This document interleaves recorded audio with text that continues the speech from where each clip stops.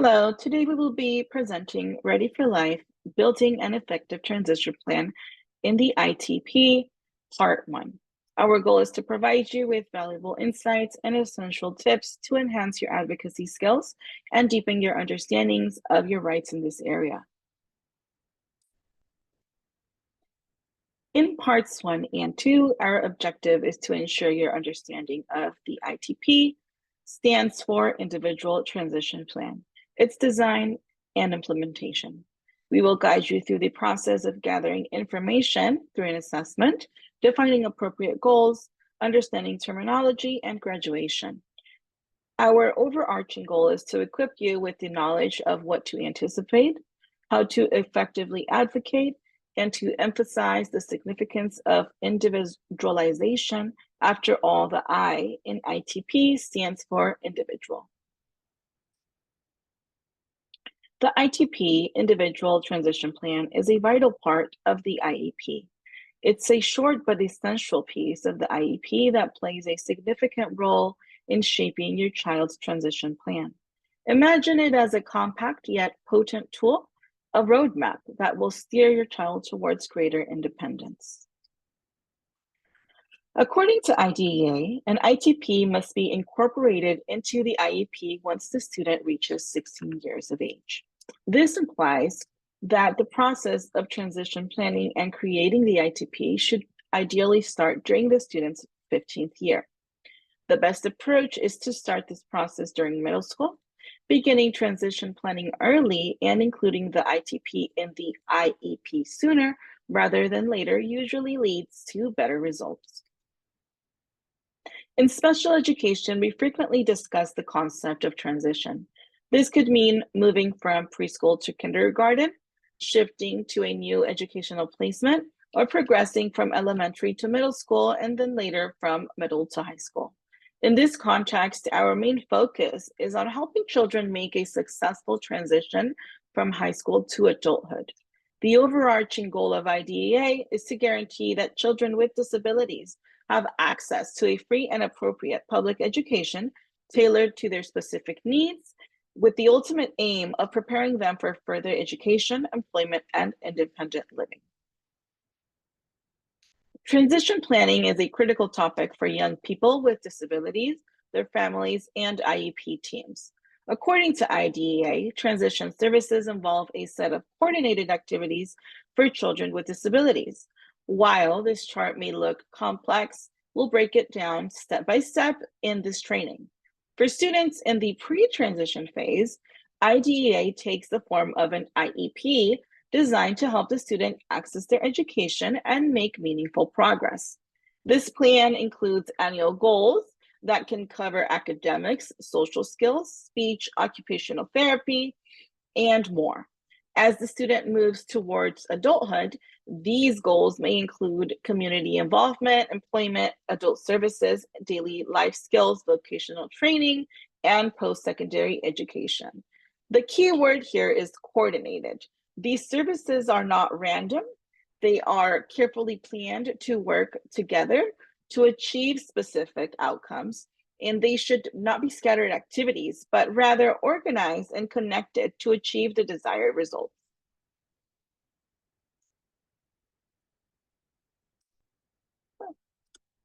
We're going to watch a short 2-minute video featuring Sue Pratt, a respected parent advocate and mother of an adult with autism. She'll explain why transition planning is crucial and then talk about what it involves.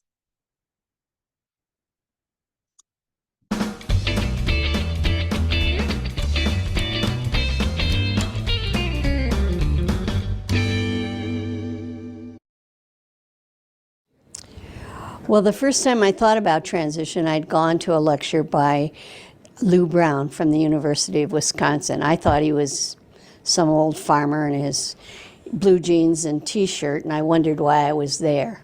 But he said something that, without him telling me this, I would never have transitioned. He said, every kid, no matter how severely impaired they are, there's something that they can do. And we must remember to help them to do it. So with that, I began looking for transitioning kinds of things. And the people from McGill were then beginning to look at person-centered plans. We didn't call them person-centered plans in those days. I don't remember what we did call them, but that wasn't person-centered plans, but it was the same thing, where you would sit down with a group of people who knew your child as well, and you would look at what their needs were, where they were today, and where their hopes and dreams would be in tomorrow. Because you have to know where you're going in order to take the steps to get there. If you're going nowhere, you don't have to transition. But if you're going to live in the community, work in the community, be a part of the community, we have to figure out a way to make that happen. Without a transition plan, I mean a real plan, not a piece of paper with words on it, but a real plan that helps you know where to go, what skills your child will need, what their desires are, not so much what yours are, but what their desires are. You're never going to transition into the community. It doesn't work without it.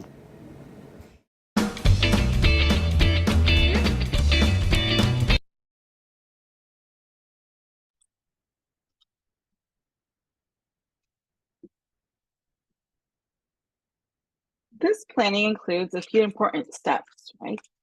One is the assessment. We figure out the student's strengths and needs through an assessment.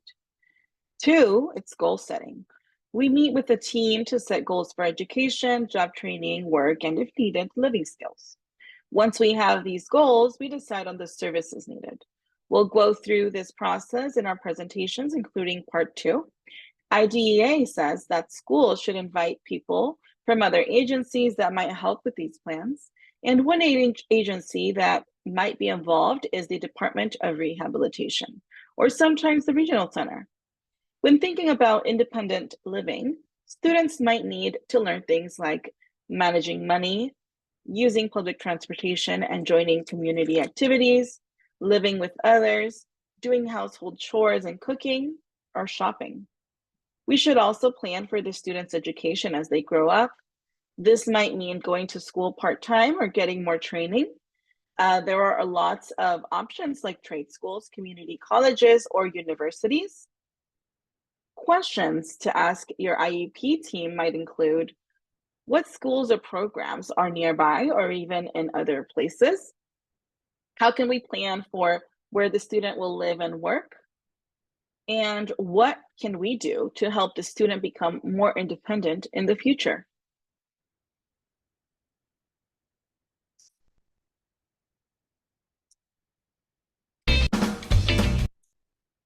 Let's focus on the student's ITP. Does it consider the student's future after graduation? Is it personalized for the student? Does it cover all aspects of the student's school experience? Is it driven by the student, reflecting their dreams and abilities? Remember, transition planning is about the student's future, and it should match the student's vision and strengths. When we say a transition plan is student-driven, it means the student's goals and visions are at the center, and these can change frequently, just like with non-disabled children. This may require more regular assessments to keep up with the student's evolving interests, rather than waiting for assessments every 3 years. Now let's introduce the term self-determination. It's the idea that individuals have the right to control their lives. Studies show that students with self-determination skills have a better chance of succeeding in adulthood, including achieving independence. It's a mix of attitude and abilities, and we'll explore it further in a later slide because it's incredibly important. In the transition planning process, it's vital to include input from both parents and students. Here's a question. Besides the school, who else can provide insights about the youth? Who do you think could provide some of this information? Well, it could be your child's friends, private service providers, past employers, or organizations where they've volunteered. They might be able to write a letter or join an IEP meeting to share their perspective. A transition plan is created by the student's IEP team. The team typically includes the student, family, friends, teachers, service providers, and school district staff. While these are common Participants, you can also invite other community members or people your child wants to include. In California, the Department of Rehabilitation, also known as the DOR, might be part of the transition planning, and students and parents can request others to join the process. Sometimes the team involves other agencies, such as the Regional Center. Remember, this list isn't complete, and you can involve anyone relevant to the student's transition. Like all things IEP, transition begins with an assessment. In this case, a transition assessment. This slide lists the ongoing process involved in transition assessment.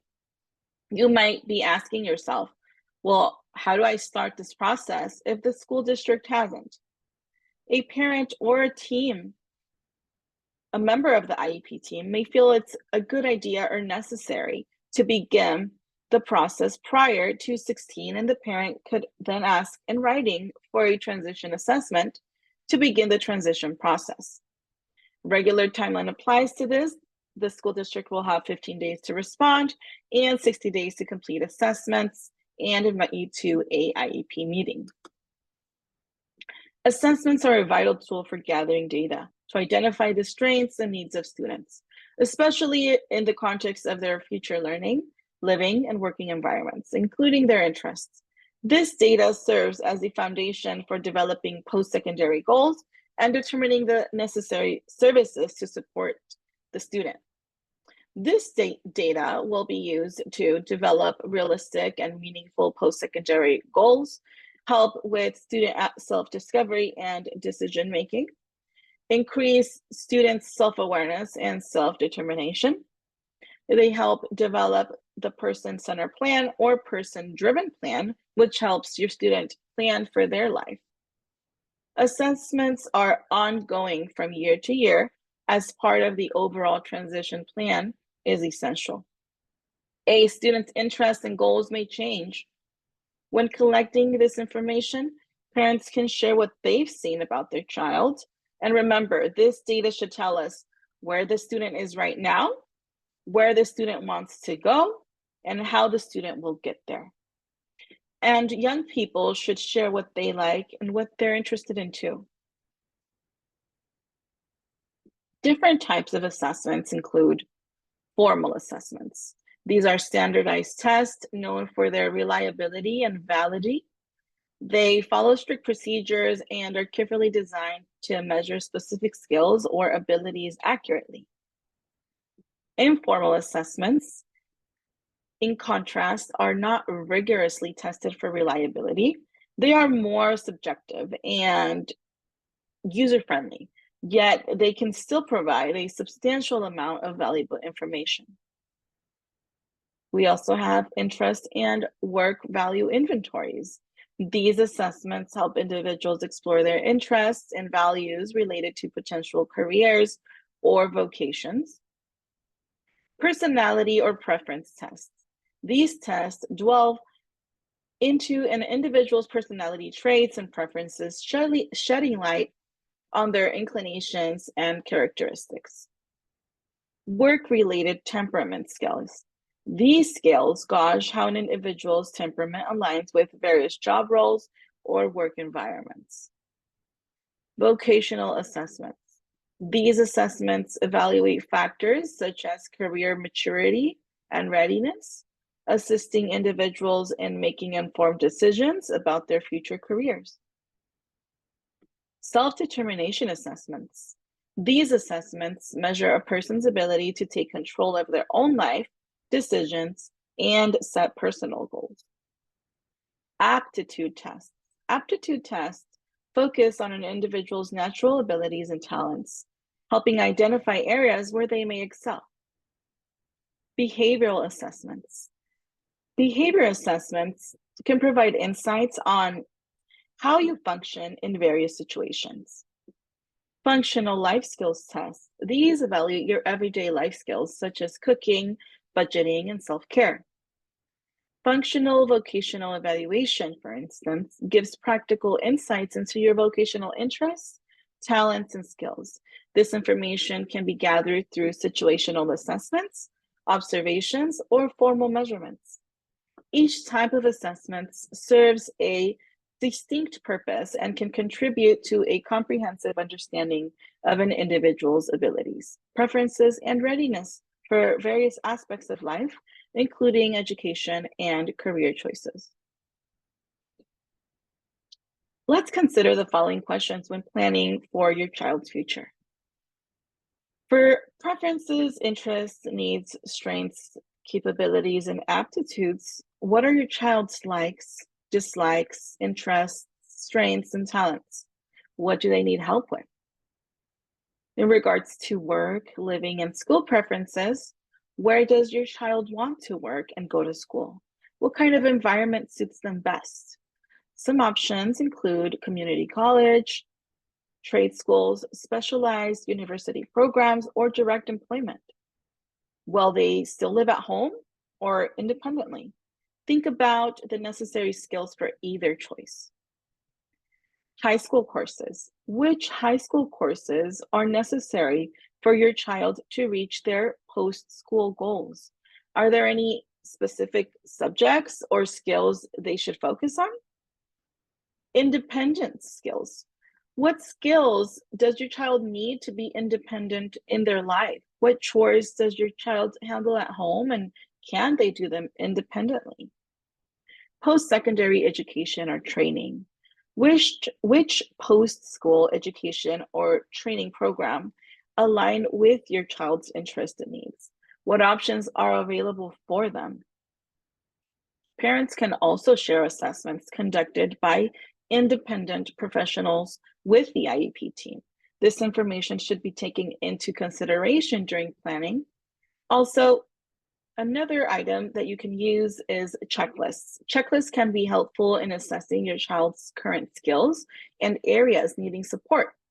Increasing independence is a valuable goal. So ultimately, the goal is to prepare your child for as much independence as possible, considering their unique aspirations and abilities. Planning for their future is essential for long-term success and happiness. Don't forget to involve the student. Individualized transition plans are meant to be driven by students themselves. So when selecting assessment tools, consider those that promote self-reflection, exploration, and preparation, tailored to the student's level of understanding. Here are some key questions the team should ask in regards to the assessments. Is it user-friendly for the student? Is it suitable for the student's age and grade level? Is the language relatable or understandable for the student? Does it avoid stereotypes in career choices? Is it easy to read and comprehend without assessing reading skills? Does it offer feedback that encourages self-reflection? Does it enhance students' self-awareness and insights? Does it align with current and emerging job opportunities? It's crucial to actively involve the student in this process. While staff may gather information, youth may respond more openly if you ask them questions at home and share their responses with the IEP team. You can maintain a list of questions to periodically check in with your child about their interests and strengths. This ongoing conversation can help them recognize their abilities, bolster their self-image, and empower them to advocate for themselves. You might even engage them in role-playing scenarios to practice explaining their strengths and interests to teachers or future employers. Now, allow me to introduce you to Brandon, an individual who is currently at college, holds a job, and a young man living with an intellectual disability. Brandon shares his journey of overcoming challenges, the profound influence of supportive adults in his life, and his aspirations and dreams for his future.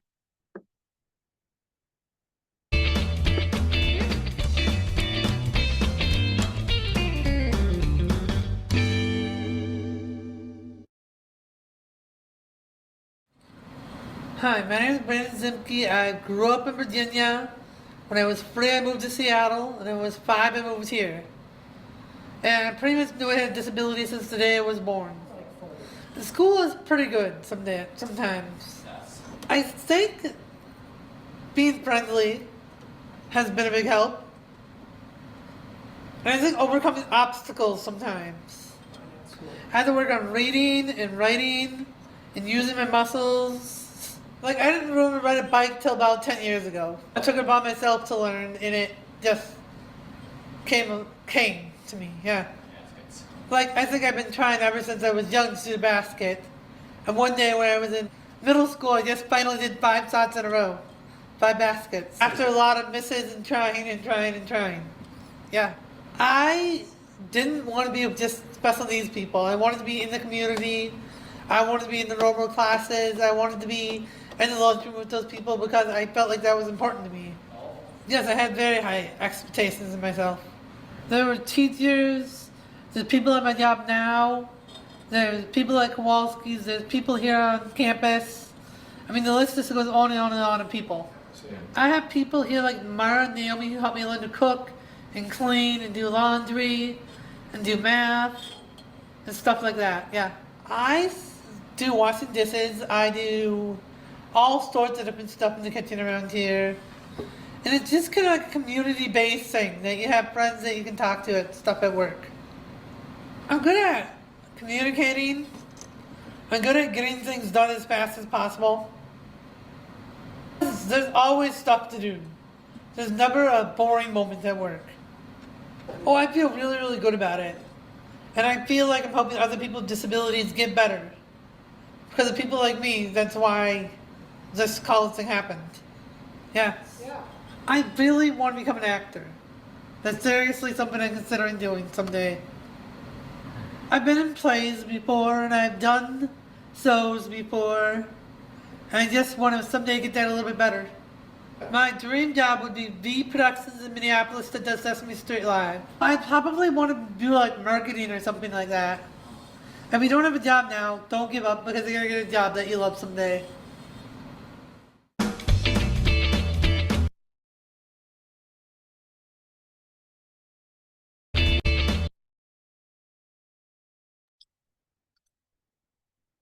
It was great listening to Brandon's voice. Now let's hop over to special factors. What are special factors and why are they important? Well, special factors can include behaviors, language and communication, or soft skills. And we're going to break these down. Behaviors not only impact learning, but can also significantly affect a young person's potential for employment. These behaviors might be a barrier to them finding and maintaining competitive employment. So consider whether your child may benefit from a functional behavioral assessment. Now, this assessment can pave the way for a behavior intervention plan, which can assist them in learning more appropriate behaviors. For students who are not yet fully fluent in English, it's important that the IEP includes a goal related to English language acquisition. Effective communication in English is a valuable employment skill. Additionally, when looking at special factors into transition plan, think about whether your child would benefit from instruction in soft skills employment or soft skills for employment. This can encompass things like how to greet coworkers and clients effectively and how to effectively resolve conflicts. Assistive technology may also be a crucial consideration. Your child might require technology at home, at school, at their job, or in the community, and it's essential that the IEP team consider the need for assistive technology at every IEP meeting. If you believe that assistive technology is necessary, you may request a formal assistive technology assessment. It's generally better for the child to become familiar and use the assistive technology while they are still in school rather than trying to navigate it on their own when they are no longer in a school setting. This can facilitate a smoother transition to independence and success in education or the workplace. The IEP team typically includes members such as the parent, an administrative designee from the school district, the general education teacher, and the special education teacher. Other professionals may also attend, especially if there has been an evaluation by the district or outside organizations. Parents and students have the right to bring whomever they wish to the meeting. Students must be invited to participate in the IEP meeting. If the child is 18 years of age or older, they have the decision-making authority unless the parent obtained conservatorship or other legal workabouts. Even if the child doesn't participate in person, the school must still gather their input. It's a good practice to encourage your child's participation in the meeting, especially if you hold the decision-making rights. Preparing them for their role can be helpful to them. One common question is whether you need to inform the team if you plan to bring someone to the meeting. Now, while it's not required, it's considered polite to do so. Parents or adults, youth can excuse a required member of the IEP team by signing an excusal form ahead of time from the meeting. Now, even if excused, the member must still provide their input to the team, including the parents or the students before the meeting. Regarding inviting the DOR, Department of Rehab, or a regional center case manager, it's typically the responsibility of the school case manager to invite the DOR if needed. However, the parents can also initiate and ask the case manager to invite them. It's always a good practice to communicate and clarify these arrangements to avoid assumptions. Inviting the regional center is a responsibility of the parent. Well, now what? Once the assessments have been completed and data has been collected, it's time to have a discussion about the results. During this crucial phase, your child will have an opportunity to share their perspectives and insights. The discussion will cover various sections of the ITP, and it includes student information. This section provides an overview of your child's background, strengths, needs, ensuring that the team has a comprehensive understanding of your child's unique profile. Students' post-secondary goals. These goals encompass training or education, employment, and independent living. They serve as guiding objectives for your child's transition beyond school. District graduation requirements and the course of study. The team will discuss the academic requirements your child must fulfill for graduation and the courses they need to take to meet their goals. Age of majority. If your child is approaching the age of majority, it's essential to consider their decision-making capacity. In cases where there is no conservatorship in place, your child's autonomy and preferences will be discussed and respected. Engaging in a comprehensive dialogue about these components ensures that the ITP is tailored to your child's or youth's specific needs and aspirations, setting the stage for a successful transition to adulthood. We've come to understand that the ITP is a crucial component of the individualized education program. It is specifically designed to outline transition goals and services for students with disabilities. According to Individual with Disabilities Education Act, IDEA, every student must have an ITP by the age of 16 or even sooner. The ITP serves as a blueprint for charting the student's path from short-term to long-term goals, encompassing their future, education, meaningful employment, and the ability to live independently. It's a plan that emerges from age-appropriate assessments, gathering crucial data to identify students' abilities, needs, and interests. Importantly, the ITP is student-driven, placing the student at the center of the planning process.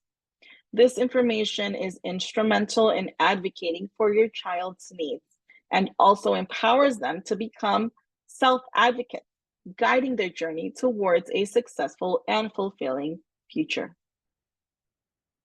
Scanning this QR code will take you to resources and a workbook folder. Thank you for joining us. We hope and look forward to you joining for part 2.